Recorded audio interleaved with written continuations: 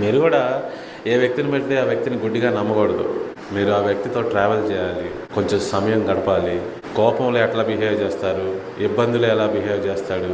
ఇప్పుడు యేసు ప్రభువారు ఎవరు అంటే, ఆయన జీవించిన జీవితం మొత్తం గమనిస్తే ఆయన నరుడు.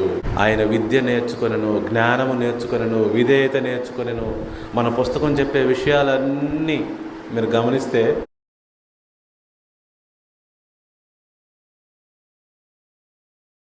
యేసుప్రభువారు దేవుని కుమారుడు, దేవుడు కాదు అనే పుస్తకం గురించి మాట్లాడుతున్నారు.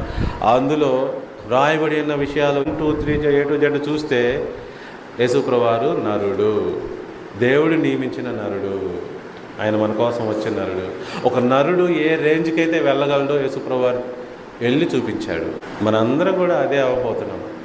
యేసుప్రభువారిని పూజించటంగా చేయాల్సింది యేసుప్రభువారిని అనుకరించటం చేయాలి. ఎందుకంటే యేసుప్రభువారు ఇప్పుడు ఏ పొజిషన్లో అయితే ఉన్నారో అదే పొజిషన్ మనం అందరం వెళ్ళాలి. అది ఆయన గోలు. అంతేగాని నువ్వు ఆయనకి దండం పెట్టి పూజ చేస్తే నువ్వు భక్తుడు అవుతావు కానీ స్నేహితుడు అవ్వు, శిష్యుడు అవ్వు. ఓకే.